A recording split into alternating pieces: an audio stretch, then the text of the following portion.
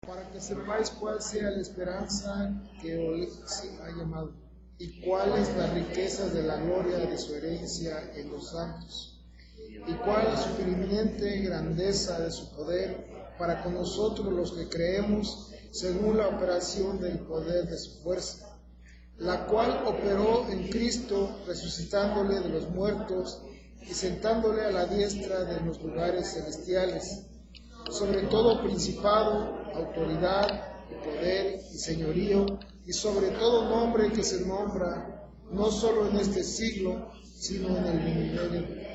Y sometió todas las cosas bajo sus pies, y lo dio por cabeza sobre todas las cosas a la iglesia, la cual es su cuerpo, la plenitud de aquel que todo lo llena en todo. Amén.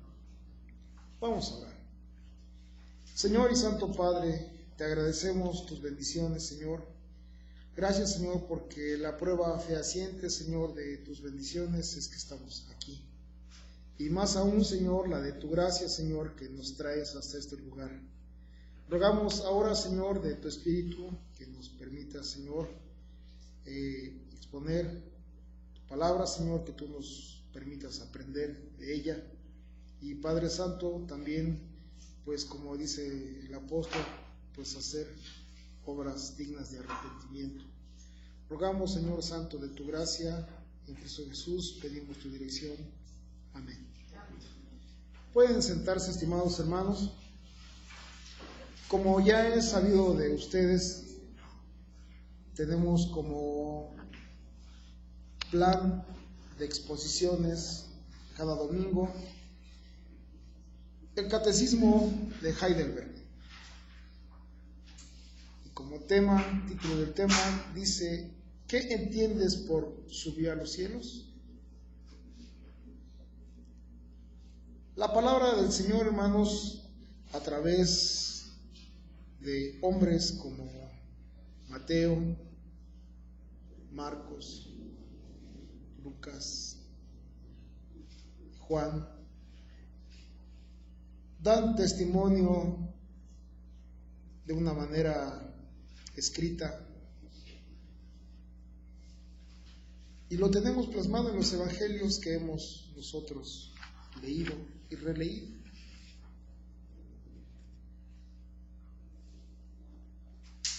En nuestro catecismo, que hoy nos corresponde la pregunta número 46, y que hemos dicho ya, ¿qué entiendes por subir a los cielos?, dice a manera de respuesta que Cristo, a la vista de sus discípulos, fue elevado de la tierra al cielo. Hechos 1:9 dice de esta manera: y habiendo dicho estas cosas, viéndole ellos, fue alzado y le recibió una nube que lo ocultó de sus ojos. Una cita más. Lucas 24:51, Marcos 16:19, dice: y el Señor, después que les habló, fue recibido arriba en el cielo y se sentó a la diestra de Dios. En la actualidad, estimados hermanos, nosotros no tenemos mucho problema al respecto. Y a veces se nos hace un tanto cuanto machacante que se nos esté diciendo algo que se supone que ya sabemos. Como punto de referencia, hermanos, les invito a buscar ahí en la misma Sagrada Escritura, en la primera carta del apóstol Pedro, una recomendación. Primera carta del apóstol Pedro, capítulo 3, versículo 15. Dice: sino santificad a Dios el Señor en vuestros corazones, y estad siempre preparados para presentar defensa con mansedumbre y reverencia ante todo aquel que os demande razón de la esperanza que hay en vosotros.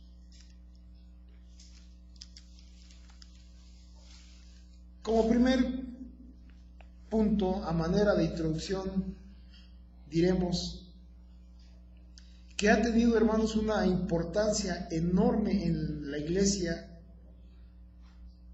la Escritura. La Escritura como revelación de Dios al hombre. En los primeros años apostólicos, todo esto lo sabían ellos solamente como tradición oral. Posteriormente, a través de la inspiración del Espíritu Santo, vienen apareciendo los primeros evangelios. Y se dice que uno de los primeros evangelios fue escrito por Lucas. Posteriormente aparecen los demás con un propósito específico.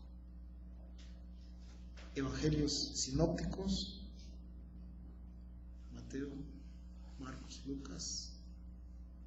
Juan no es considerado sinóptico porque tiene algunas diferencias, pero no se contradice. Todos ellos, hermanos, dan una prueba y un testimonio fehaciente de lo que Dios había prometido en el Antiguo Testamento y que se cumple ahora en lo que llamamos Nuevo Testamento. En la mañana escuchábamos al expositor de la clase y terminaba con una parte de la Escritura y una recomendación. La recomendación era a no aliarse con los pueblos vecinos. ¿Por qué? Porque esos pueblos vecinos iban a inducir al pueblo de Israel a una apostasía. ¿Qué tiene que ver todo esto con todos nosotros ahora? Si nosotros, hermanos, vemos en retrospectiva, el Señor tenía un pueblo elegido, que era Israel. Todos los demás gentiles, nosotros entre ellos, como término, estábamos fuera del pacto. Había la apertura, sí, de ingresar, de algún gentil ingresar al pueblo de Dios, pero tenía que someterse a toda la norma, a todas las leyes. ¿Qué está sucediendo ahora? En el sacrificio del Señor Jesús se cumplen las palabras dichas por Dios a Abraham: en ti serán benditas todas las naciones de la tierra. Todo esto, hermanos, que estamos mencionando ahorita, y a manera de resumen, viene como culminación en la obra redentora de nuestro Señor Jesucristo. Decía San Pablo en la primera carta de Corintios: yo no quiero saber otra cosa entre ustedes sino a Cristo y a este crucificado. Y más allá, aquel que cumplió para satisfacer de alguna manera las peticiones de Dios hacia la humanidad. Hemos visto, hermanos, el domingo pasado con el pastor Virgilio, en qué nos beneficia la resurrección. Ya. Ahora, ¿qué significa subió al cielo? Tenemos en la Escritura, hermanos, un sinnúmero de ejemplos y de analogías que nos hacen referencia a este hecho. Vamos a tomar solo algunos, y de estos solo elegí en esta ocasión 2. Antes de entrar a ellos, hermanos, quisiera hacer una breve semblanza. Dentro, hermanos, de la historia de la Iglesia, nosotros tenemos la gracia de haber tenido ya un trabajo ya terminado, casi elaborado en algunos puntos, pero tenemos todavía la enorme tarea de seguir trabajando en ellos.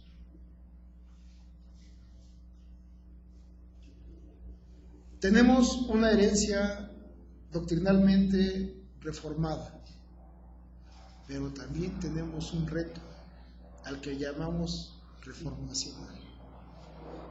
Y ese reto reformacional es seguir desarrollando, haciendo y de alguna manera cumpliendo el mandato cultural: cultivar la tierra, cultivar las artes, cultivar la ciencia.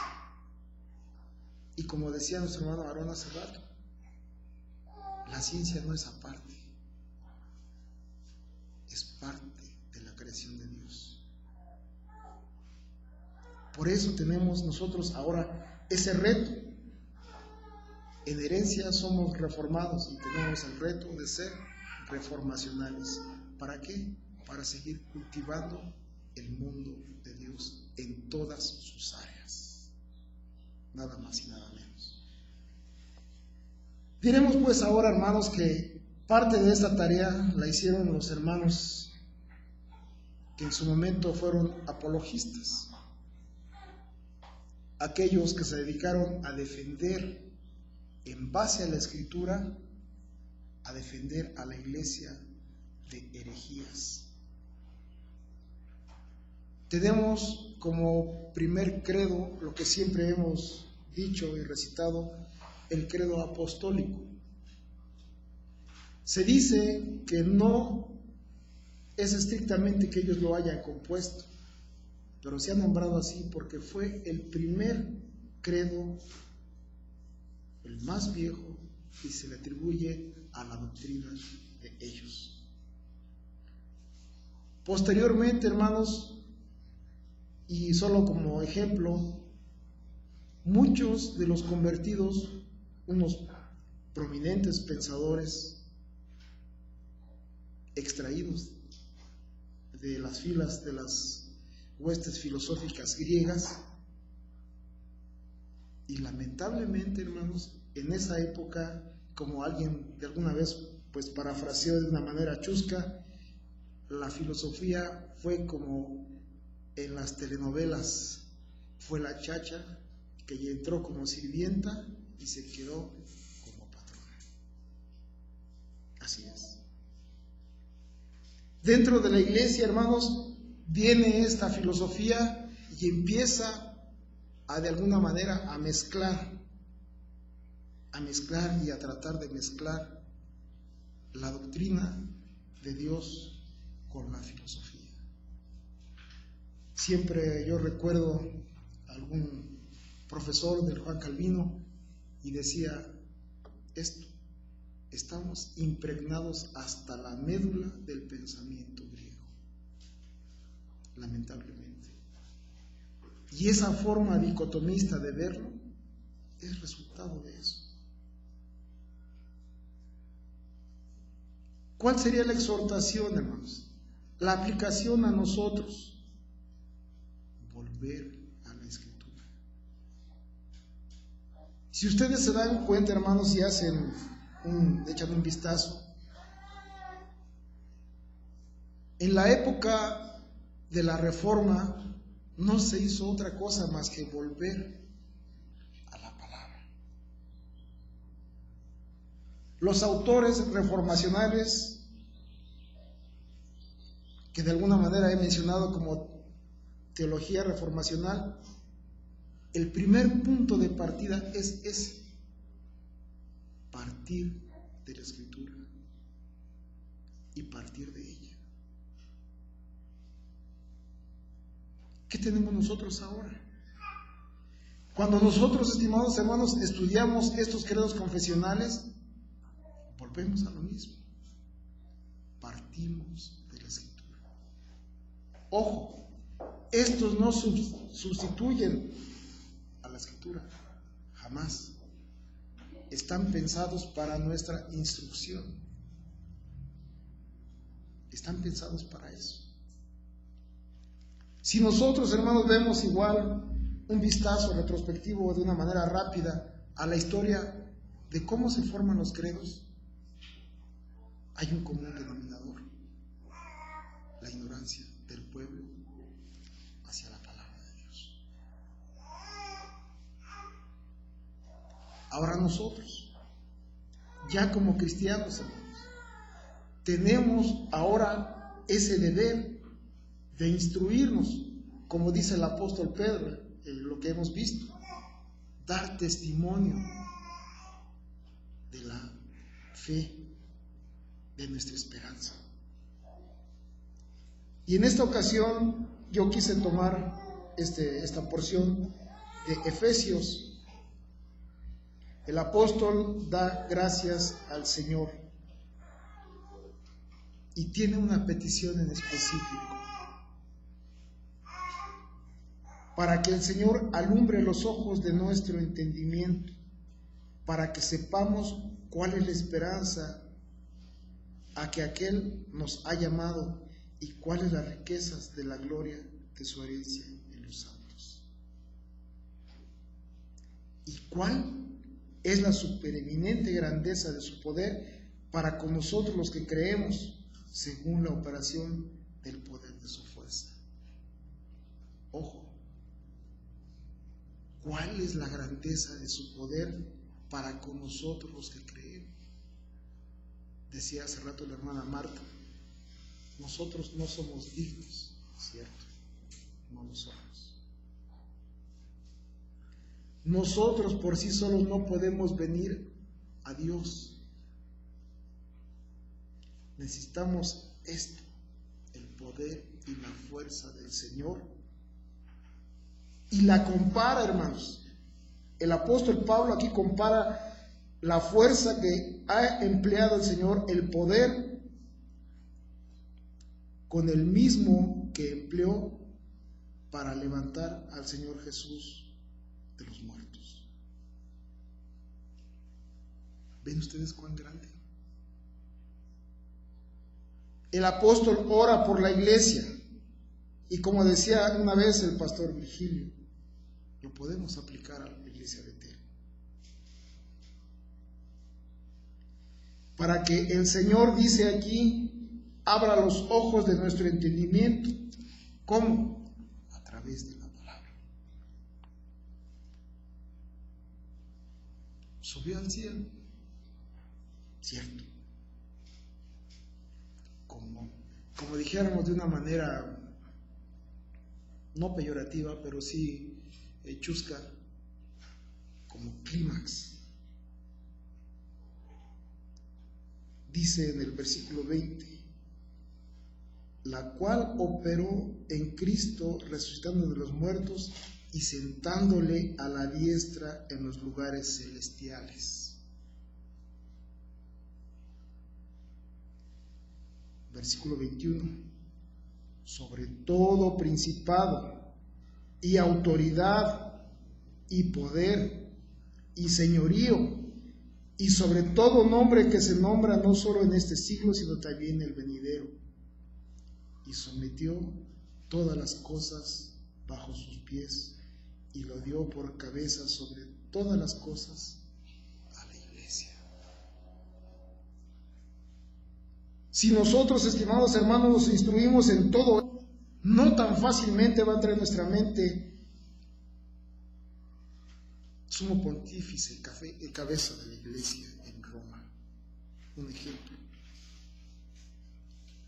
Es que hay que rezarle al ángel fulanito porque tiene poder sobre esto.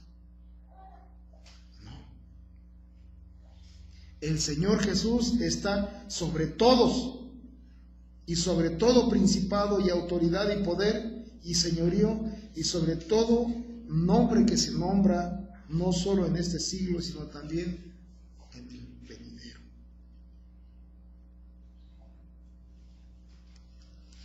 ¿Qué decía el apóstol Pedro en sus primeras predicaciones? Hechos 4:12, ¿alguien lo tiene rápidamente? Dice así: porque en ningún otro hay salud o salvación, porque no hay otro nombre dado a los hombres en el cual podamos ser salvos. Subió a los cielos, amados hermanos, y está ahí a la diestra del Padre, y vendrá algún día a juzgar a los vivos y a los muertos. Tomaremos brevemente, hermanos, una analogía que es muy difícil, pero de alguna manera resumida nos da el parámetro y la panorámica completa de lo que significa esto que hemos visto ahora. Les invito a buscar en su Biblia, hermanos, en el libro de Daniel. En el libro de Daniel, capítulo 7, vamos a tomar solo unos versículos.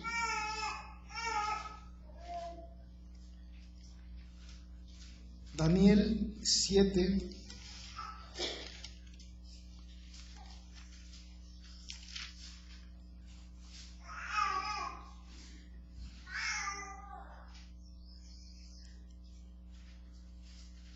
vamos a leer, hermanos, versículo 13.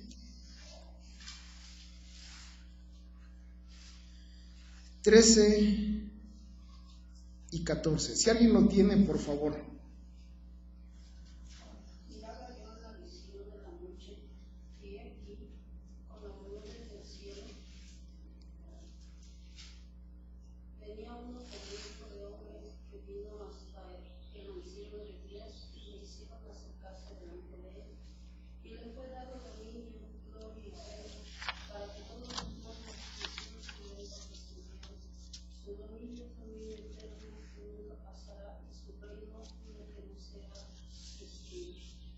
Así es.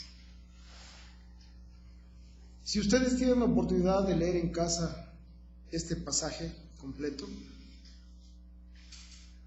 dicen los comentaristas que esta es una semblanza condensada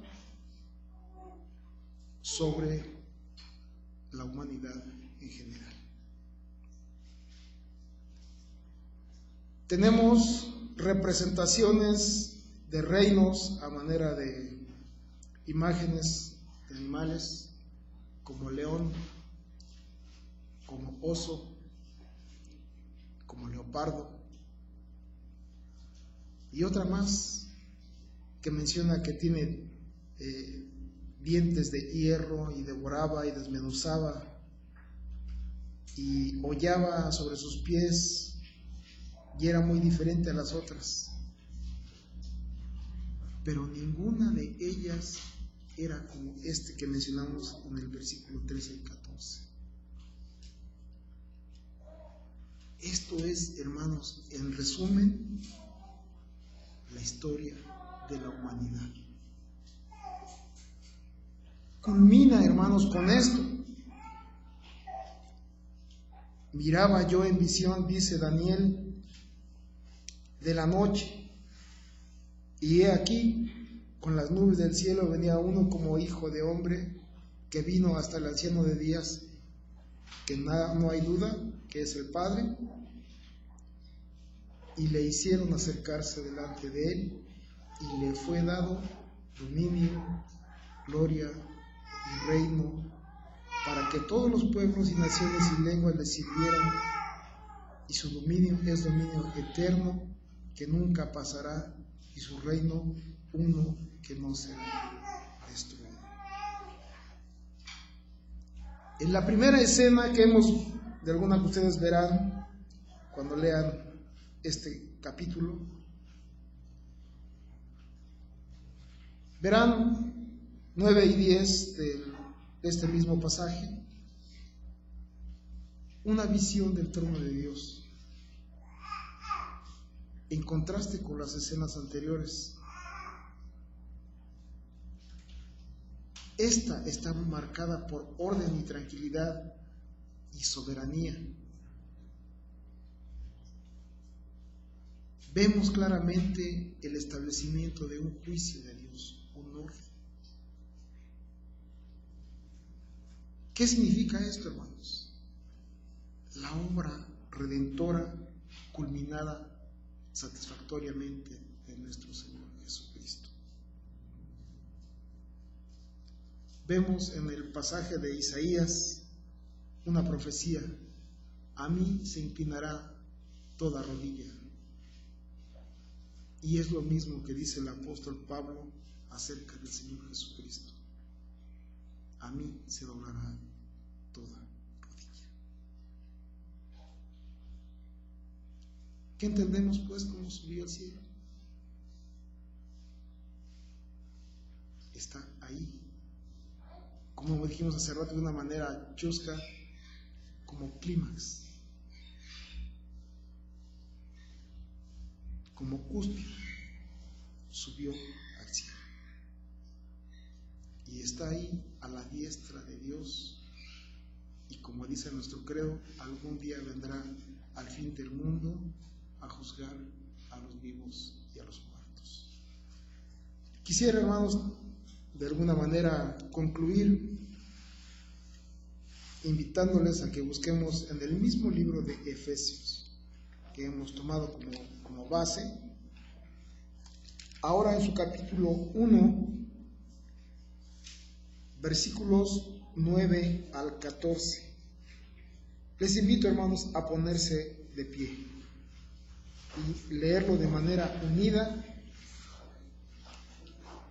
Versículo 9 del capítulo 1 hasta el 14.